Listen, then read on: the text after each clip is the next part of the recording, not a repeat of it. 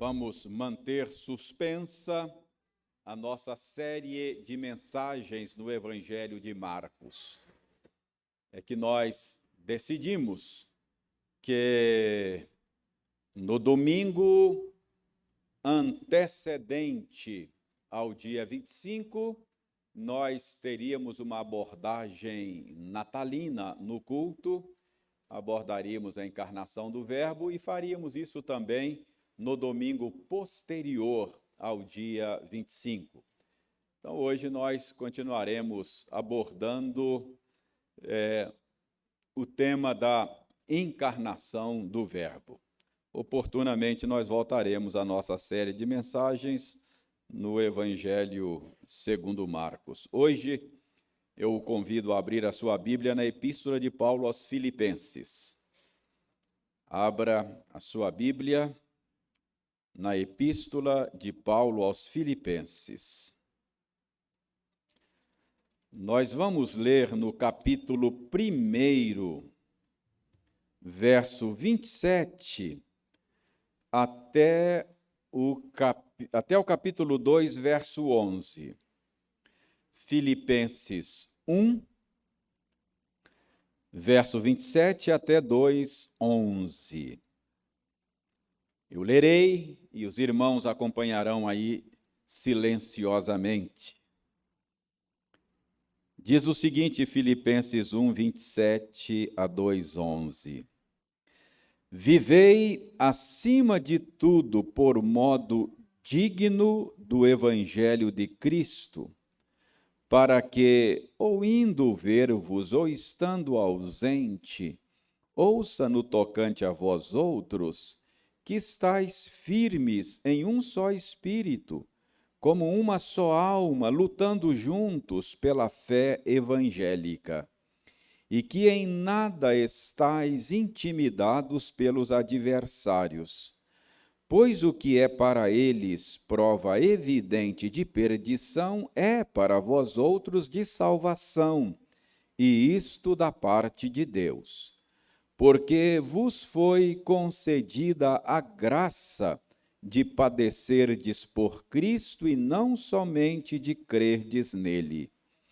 Pois tendes o mesmo combate que vistes em mim e ainda agora ouvis que é o meu. Se há, pois, alguma exortação em Cristo, alguma consolação de amor, alguma comunhão do Espírito, se há entranhados afetos e misericórdias, completai a minha alegria, de modo que penseis a mesma coisa, tenhais o mesmo amor, sejais unidos de alma, tendo o mesmo sentimento. Nada façais por partidarismo ou vanglória, mas por humildade, considerando cada um os outros superiores a si mesmo. Não tenha cada um em vista o que é propriamente seu, senão também cada qual o que é dos outros. Tende em vós o mesmo sentimento que houve também em Cristo Jesus, pois ele, subsistindo em forma de Deus, não julgou como usurpação o ser igual a Deus. Antes, a si mesmo se esvaziou, assumindo a forma de servo, tornando-se em semelhança de homens, e reconhecido em figura humana, a si mesmo se humilhou, tornando-se obediente até a morte e morte de cruz. Pelo que também Deus o exaltou sobremaneira e lhe deu o nome que está acima de todo nome, para que ao nome de Jesus se dobre todo joelho nos céus, na terra e debaixo da terra, e toda língua confesse que Jesus Cristo é Senhor, para a glória de Deus Pai.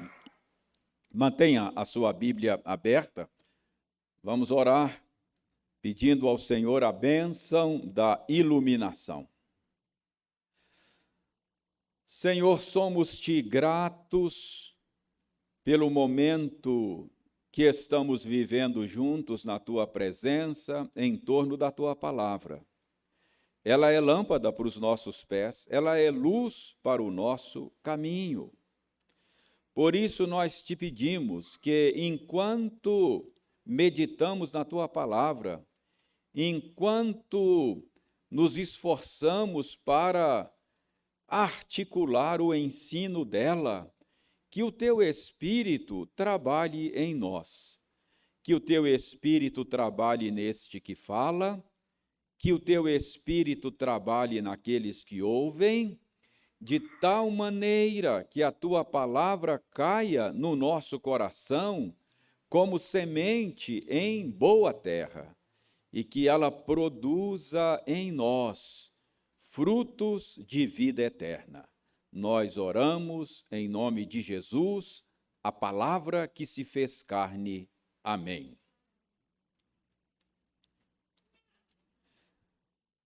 A igreja dos Filipenses, a igreja de Filipos, era uma igreja muito cara para o apóstolo Paulo. Paulo foi o plantador desta igreja. Se você estiver familiarizado com a narrativa dos Atos dos Apóstolos, certamente você se lembra da narrativa da plantação desta igreja. Está lá no 16º capítulo do livro de Atos. Certamente você se lembra de como Paulo recebeu uma visão em sonho de um varão macedônio que o convocava dizendo: passa a Macedônia e ajuda-nos. Você se lembra desta história? Certamente você se lembra do carcereiro de Filipos, lembra? Certamente você se lembra de Lídia, a vendedora de púrpura. Então, estes são fatos relacionados com a plantação desta igreja. Paulo foi o plantador da igreja, e esta igreja certamente ocupava um lugar especial no coração do apóstolo Paulo. E a gente percebe que Paulo se alegrava muito com o que Deus estava fazendo na vida daqueles irmãos. A graça de Deus estava produzindo coisas belas lá naquela comunidade de crentes, e Paulo se alegrava muito com o que Deus estava fazendo. Se você quiser ter uma ideia de como Paulo tinha esta igreja num lugar especial do coração, dê uma olhada no capítulo 4 desta epístola e veja como é que Paulo se refere a eles como minha alegria e coroa. Paulo chama esses irmãos, chama esta igreja, não é? De minha alegria e coroa. Então, esta igreja alegrava muito o coração do apóstolo Paulo. Mas, quando lemos esta carta endereçada àquela igreja, escrita pelo apóstolo Paulo, nós chegamos à conclusão de que havia algo naquela igreja que estava perturbando o coração do apóstolo Paulo.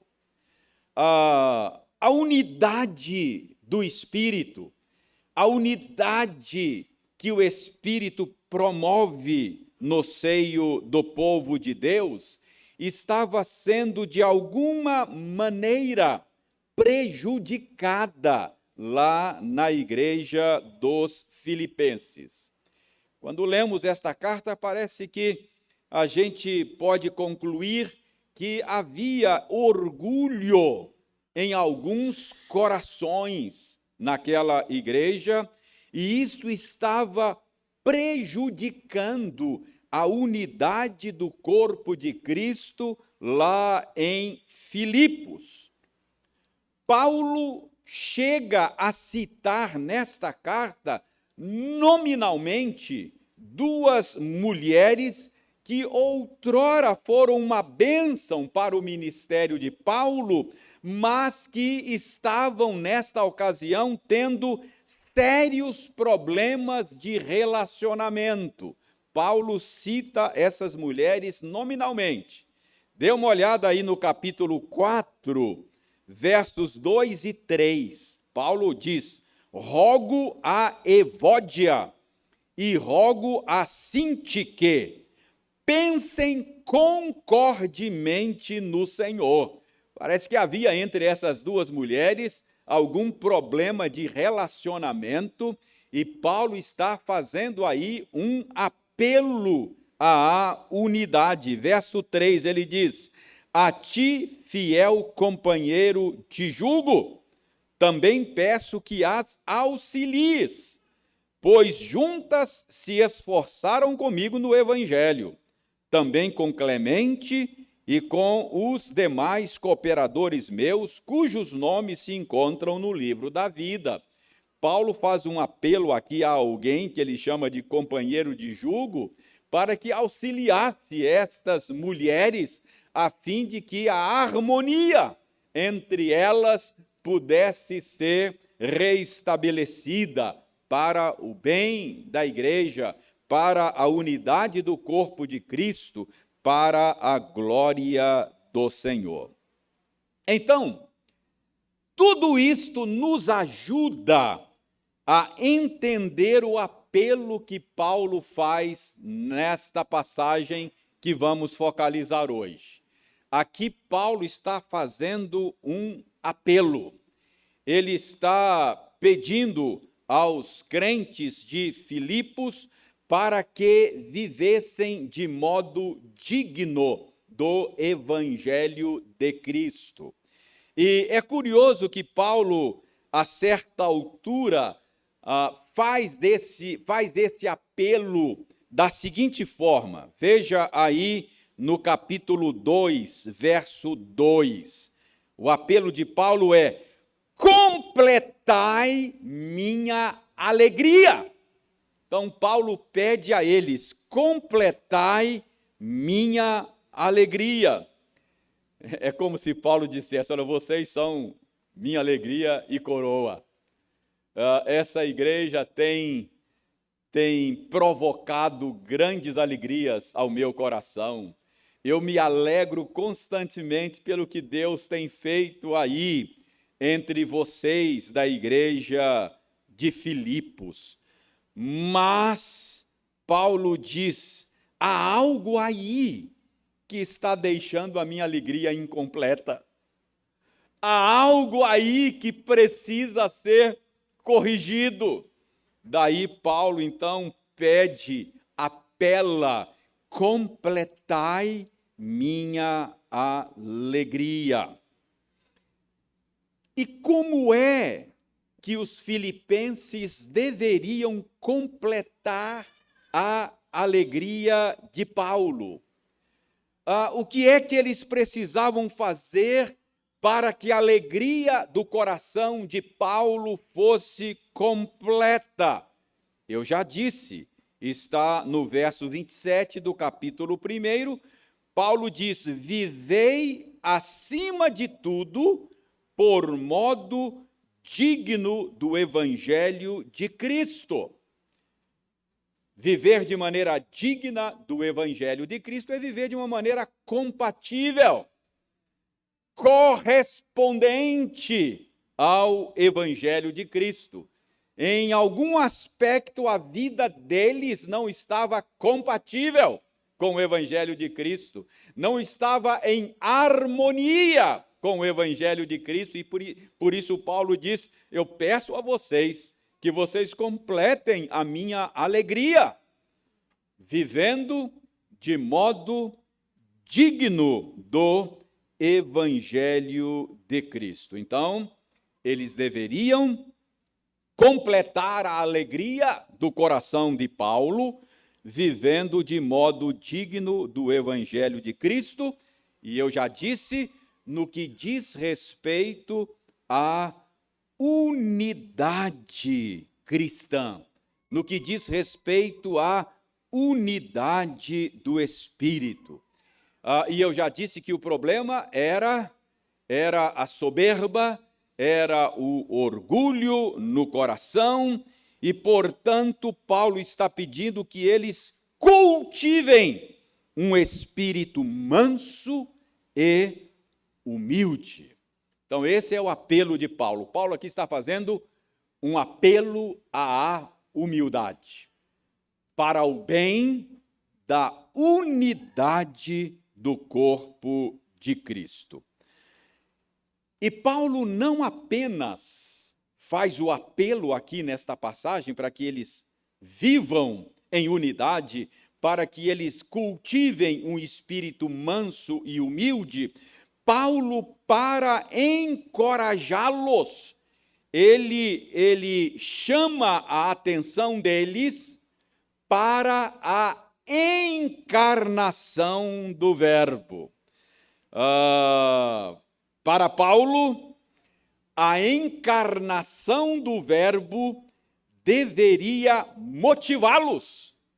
Para Paulo, a encarnação do Verbo deveria encorajá-los a viver de modo digno do Evangelho de Cristo.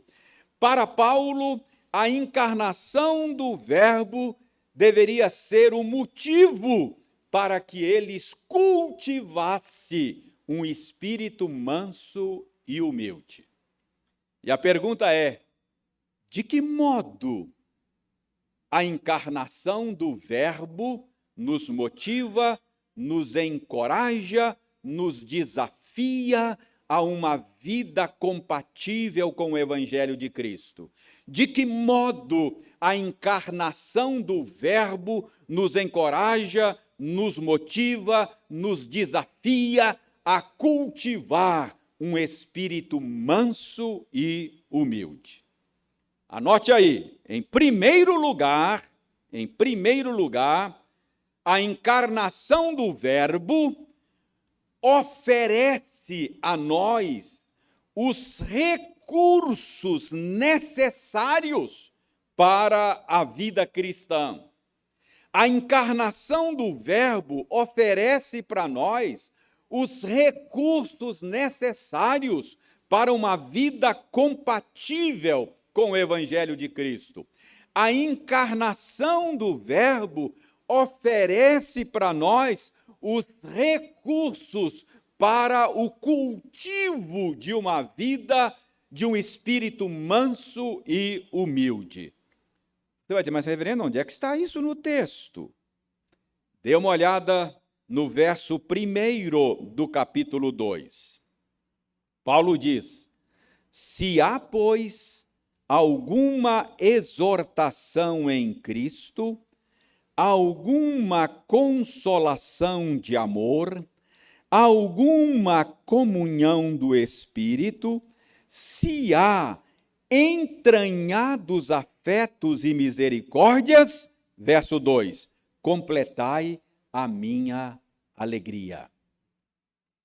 Quero chamar a sua atenção para a expressão em Cristo. Paulo diz aí: se há, pois, alguma exortação em Cristo, se há, pois, alguma consolação de amor em Cristo, se há, pois, alguma comunhão do Espírito em Cristo, se há em Cristo entranhados afetos e misericórdias, completai minha alegria. Você já sabe, sobretudo se estiver acompanhando a nossa série de estudos de quarta-feira, você já sabe que a expressão em Cristo é uma expressão que o apóstolo Paulo usa para falar da nossa união mística com Cristo. Então, o que Paulo está fazendo aqui? Paulo está lembrando aos seus leitores que os recursos necessários para viver uma vida compatível com o Evangelho nos vêm desta união com Cristo. Preste atenção. Na encarnação do Verbo, Deus nos uniu a Cristo. Deus uniu o seu povo a Cristo. Portanto, estamos em Cristo. Nós estamos unidos a Cristo. E como resultado desta união com Cristo, nós recebemos todos os recursos necessários para viver em novidade de vida. É isso que Paulo está dizendo aqui. E preste bem atenção. O modo condicional que Paulo usa aqui não expressa dúvida. Quando Paulo diz assim, se há, não é? Ele está dizendo, se há,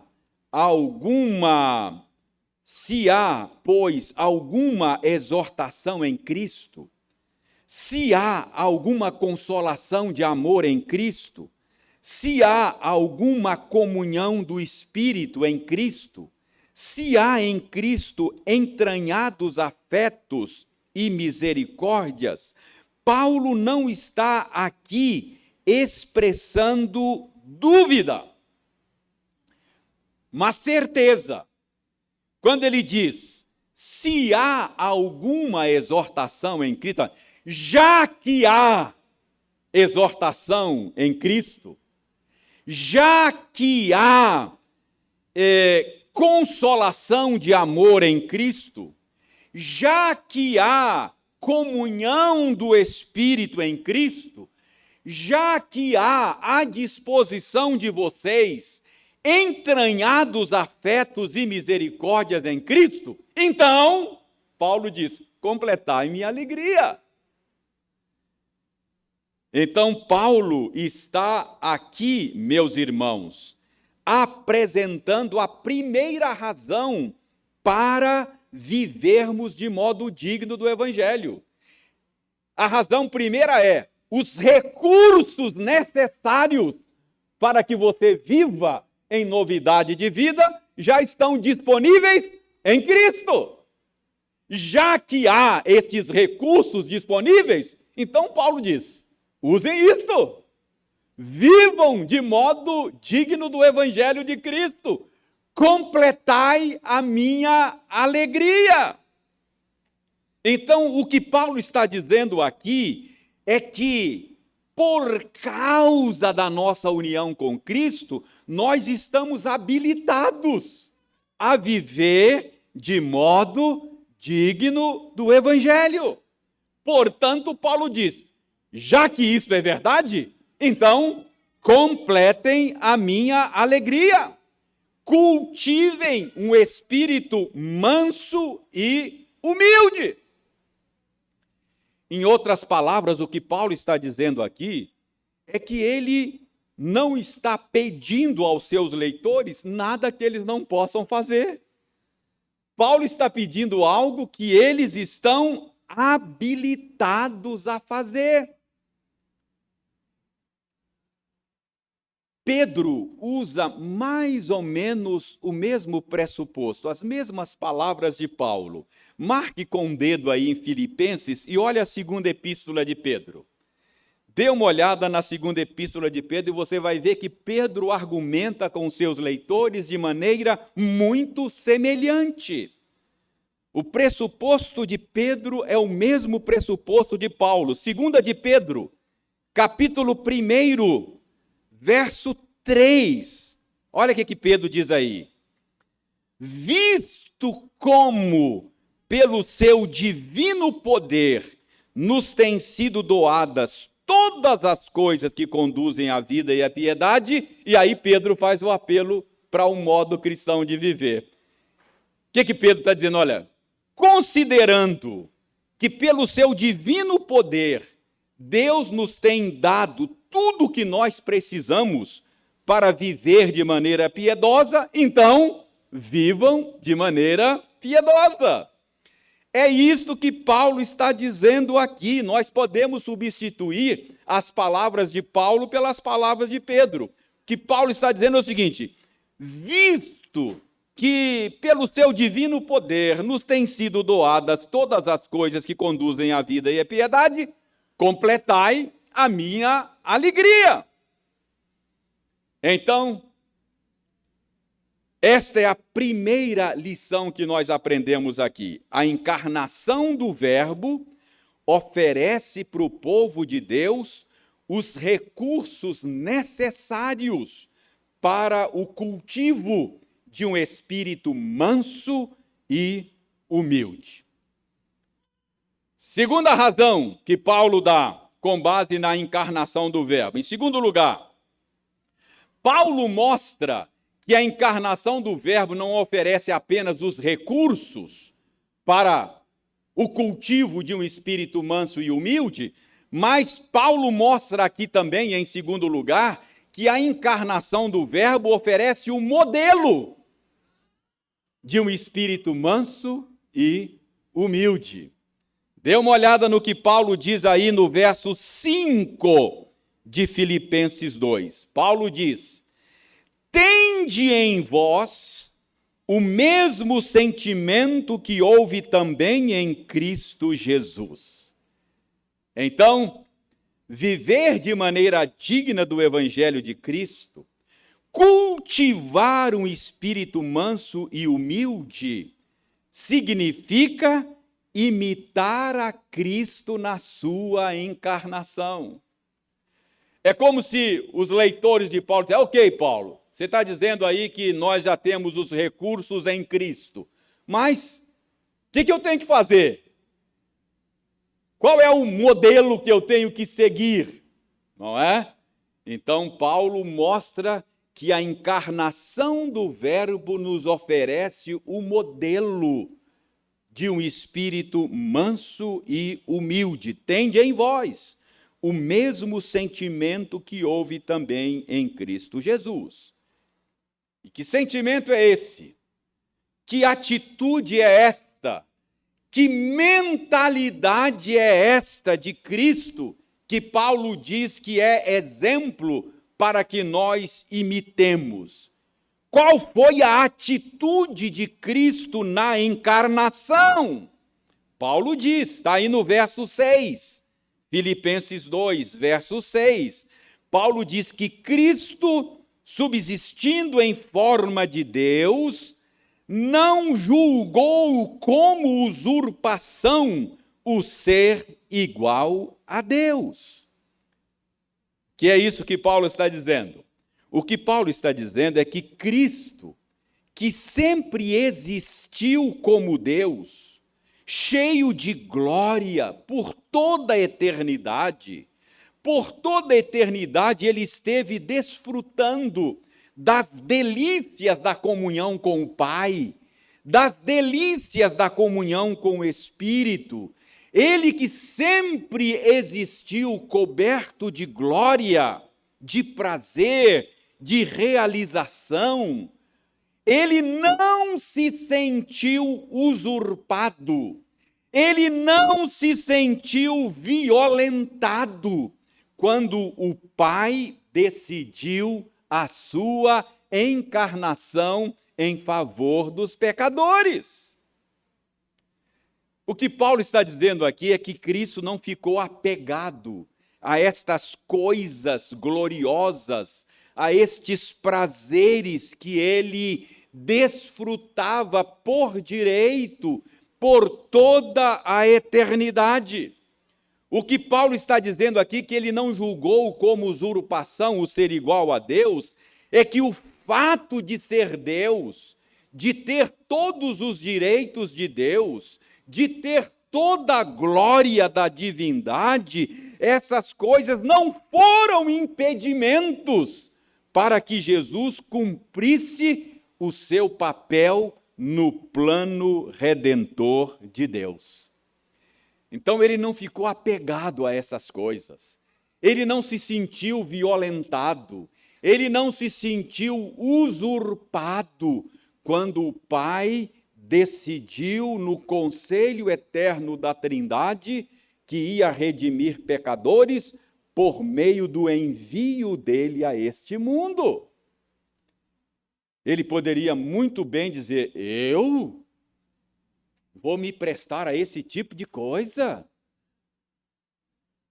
De jeito nenhum. Mas ele não fez isso. Paulo está dizendo que ele não julgou como usurpação o ser igual a Deus. Pelo contrário, olha o que Paulo diz aí no verso 7, pelo contrário, a si mesmo se esvaziou, assumindo a forma de servo, tornando-se em semelhança de homens e reconhecido em figura humana. Então, Paulo diz que em lugar de ficar apegado à sua glória, aos seus direitos como Deus, ele esvaziou-se a si mesmo, assumindo a forma de servo, tornando-se em semelhança de homens, cumpriu um papel humilde no plano que Deus estabeleceu para ele. O que significa dizer que ele se esvaziou? Irmãos, aqui a gente precisa ser cuidadoso.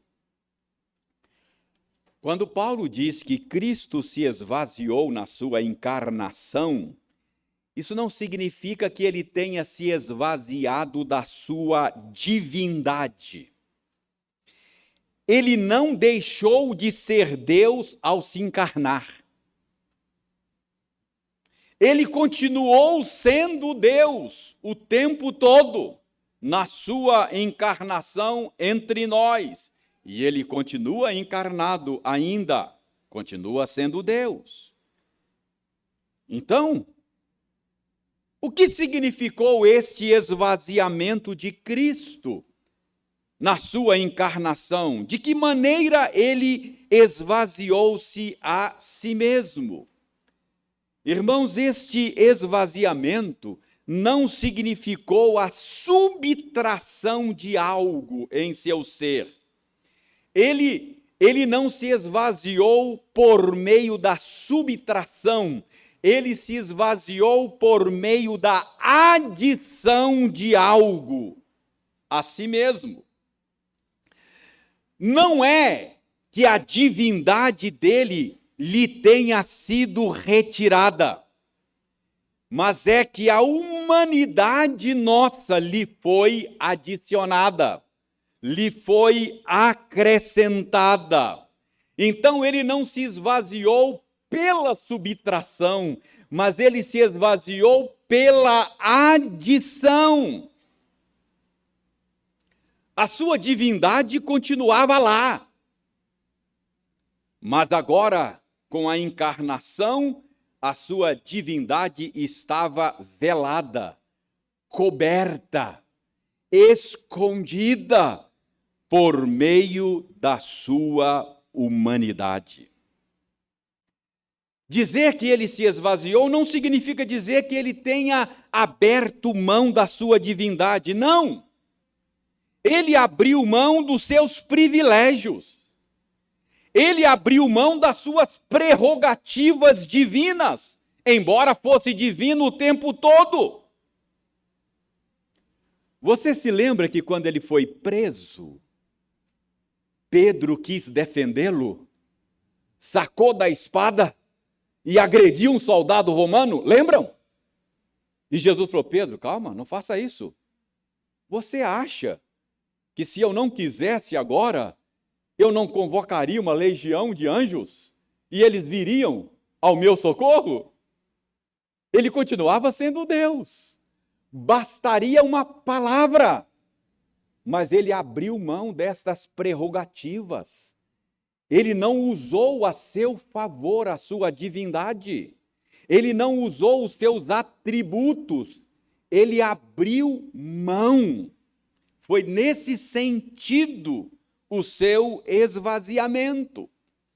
Em suas tristezas, em suas tentações, em suas angústias, angústia de morte, ele poderia muito bem lançar a mão dos seus atributos divinos, mas ele não o fez. Embora todos os atributos estivessem ali, ele não os usou a seu favor. Ele viveu cada experiência dolorosa, ele viveu cada tentação, ele viveu cada angústia como ser humano, embora fosse também Deus. Foi nesse sentido que ele se esvaziou. Ele não deixou de ser Deus, mas ele não usou a sua divindade para amenizar, atenuar e diminuir o seu papel humano. É um mistério a pessoa de Jesus. Mas pense num rei que um dia andando pelas ruas do seu reino, ele contempla alguns mendigos e fica curioso para entender a experiência, para entender a vida de mendigo. E ele resolve ter uma experiência como mendigo. E ele tira suas roupas reais, veste roupas maltrapilhas e vai morar na rua como mendigo durante algum tempo. E, embora fosse rei e pudesse desfrutar dos melhores banquetes, ele voluntariamente passou a comer dos restos e das migalhas das pessoas como mendigo. E quando ele ficou doente, ele poderia ir para os melhores hospitais e ter o tratamento dos melhores planos de saúde, mas ele voluntariamente abriu mão disso para ter o atendimento do serviço público de péssima qualidade. Mais ou menos isso. Estou aqui tentando tornar mais claro o que Jesus fez ao esvaziar-se. Ele continuou sendo Deus, mas ele se esvaziou, ele abriu mão das suas prerrogativas, ele abriu mão dos seus direitos de Deus e foi obediente. Cumpriu cabalmente a tarefa que o Pai lhe deu. Cumpriu cabalmente o papel que o Pai lhe confiou. Foi obediente até a morte, e morte de cruz, para redimir os eleitos de Deus. Então ele amou o Pai acima de todas as coisas, e ele amou os seus eleitos, aqueles que o Pai lhe deu, ele os amou até o fim. Ele não pensou em si mesmo, ele não ficou apegado aos seus direitos e ele não buscou os seus próprios interesses. Esse é o modelo que a encarnação colocou, o que Paulo usou por meio da encarnação para colocar diante dos filipenses, e é o modelo que a encarnação coloca diante de nós hoje. Paulo apresenta esse modelo aos filipenses e apresenta também esse modelo a nós outros. Como é que nós seguimos o modelo de Cristo? Veja aí os versos 3 e 4.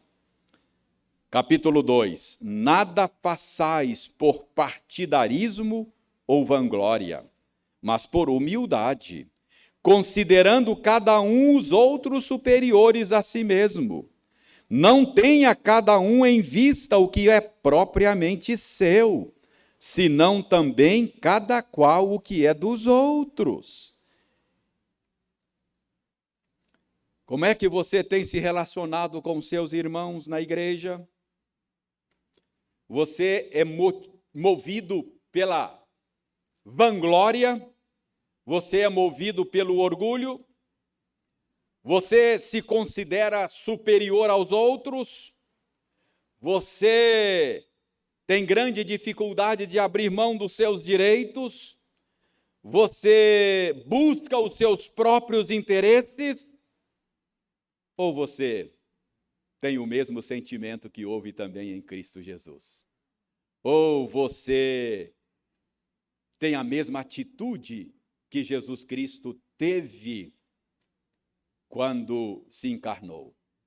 Ele mesmo disse: assim como o Pai me enviou, eu envio a vós outros. Então, a atitude que ele teve deve ser também a nossa atitude. Então, prestem bem atenção, a encarnação do Verbo oferece para nós os recursos para uma vida de conformidade com o Evangelho de Cristo, para o espírito manso e humilde. A encarnação do Verbo oferece o modelo desta vida para nós, não apenas os recursos, mas o modelo. E, finalmente, a encarnação do Verbo revela para nós o resultado desse cultivo de um espírito manso e humilde. Veja aí os versos 9, 10 e 11 do capítulo 2.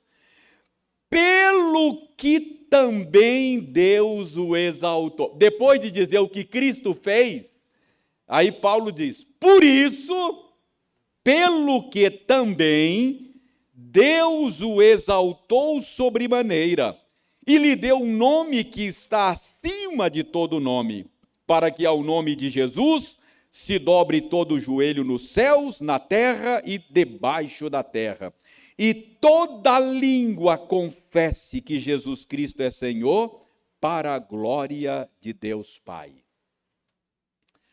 Como resultado deste esvaziamento voluntário, Cristo recebeu um nome que está acima de todo nome.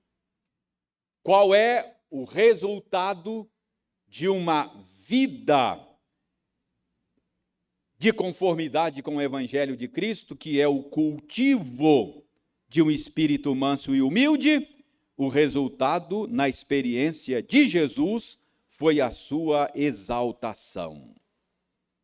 É claro que Cristo sempre foi exaltado por toda a eternidade como Deus. Mas agora, ele foi exaltado como ser humano. Irmãos, o que isso ensina para nós? Isso ensina para nós que o caminho da glória é o caminho da humildade. O caminho da exaltação é o caminho da humilhação. A Bíblia ensina esse padrão claramente. Os que se humilham serão exaltados. Os que se exaltam serão humilhados. Então, a encarnação do Verbo estimula você a esse cultivo de um espírito manso e humilde, mostrando para você onde é que isso vai dar. Aqueles que se humilham serão exaltados. Esse é o resultado. É na exaltação, é na glória que esse caminho vai dar. Então, a encarnação do Verbo encoraja você e encoraja a mim a cultivar um espírito manso e humilde. De que maneira? Mostrando que, porque Cristo se encarnou, você pode fazer isso.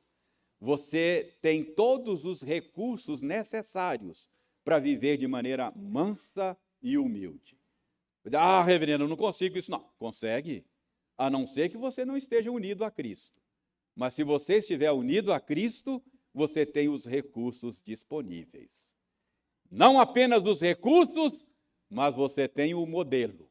Do jeito que Cristo fez, você deve fazer também.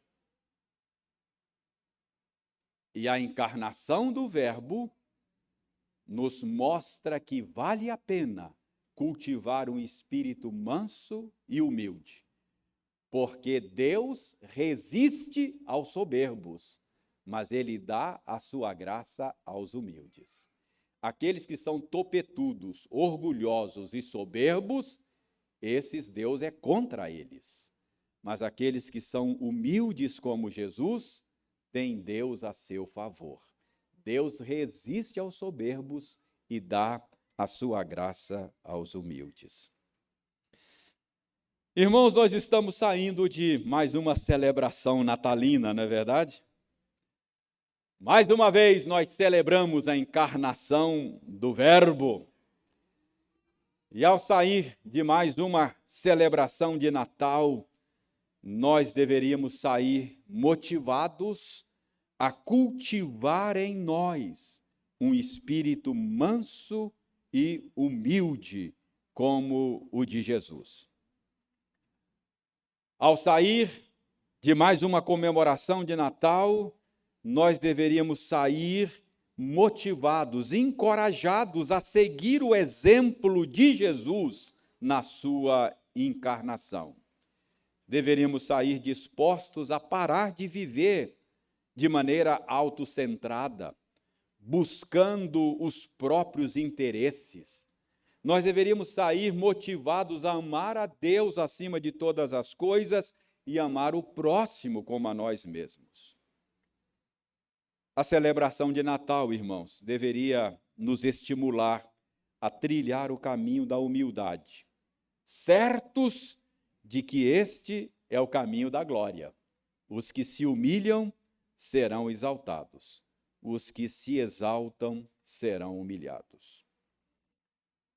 Se a celebração do Natal não faz isso conosco, não nos estimula a imitar a Cristo, se a celebração do Natal só nos faz ganhar uns quilinhos a mais, não valeu a pena.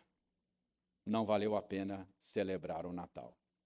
Eu espero que, ao sairmos de mais uma celebração do Natal, nós saiamos motivados a cultivar um espírito manso e humilde, para que nós não prejudiquemos a unidade do Espírito que há no corpo de Cristo.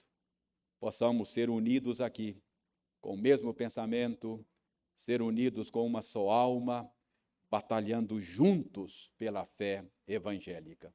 Que Deus tenha misericórdia de nós e que a nossa celebração do Natal tenha de fato valido a pena. Amém. Vamos ficar em pé? Vamos orar, receber a bênção e cantar juntos a doxologia, que é o hino 6 do nosso inário. Oração, bênção e doxologia. É desta maneira que vamos encerrar o culto desta noite. Obrigado, Senhor, pela instrução da tua palavra. Obrigado por nos lembrares nesta noite de que em Cristo temos os recursos necessários para vivermos em novidade de vida.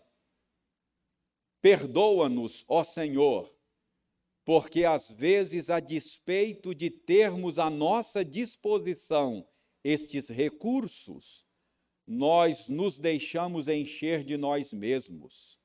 Nós nos tornamos soberbos, orgulhosos e prejudicamos a unidade do Espírito aqui em nossa igreja. Perdoa-nos, mas muito obrigado, porque hoje o Senhor nos lembrou que nós não temos desculpas, porque nós estamos unidos a Cristo e tudo de que necessitamos para viver de maneira piedosa está à nossa disposição. Por isso, nós te pedimos que, ao celebrarmos mais uma vez a encarnação do Verbo, nós jamais nos esqueçamos de que tudo de que precisamos para viver de maneira digna do Evangelho, nós encontramos em Cristo Jesus. Muito obrigado porque Ele nos deixou um modelo. Ele não julgou como usurpação o ser igual a ti, da mesma natureza, da mesma essência, e embora sendo Deus, ele abriu mão destas prerrogativas e direitos para ser o nosso Redentor. Muito obrigado, porque assim ele nos deixou o exemplo a ser seguido. E muito obrigado por nos lembrares de que vale a pena cultivar um espírito manso e humilde, porque, como vimos hoje, o Senhor concede a tua graça aos humildes. O Senhor resiste aos soberbos. Os que se humilham serão exaltados. Muito obrigado, Senhor, por nos lembrares de que vale a pena cultivar um espírito manso e humilde como o do nosso Redentor. E que ao cultivarmos um espírito manso e humilde, possamos ser uma bênção para a nossa igreja, para as nossas famílias, para a sociedade onde estamos inseridos, e que sejamos também refletores da tua glória neste mundo tão carente da tua graça. Nós oramos em nome de Jesus. Amém.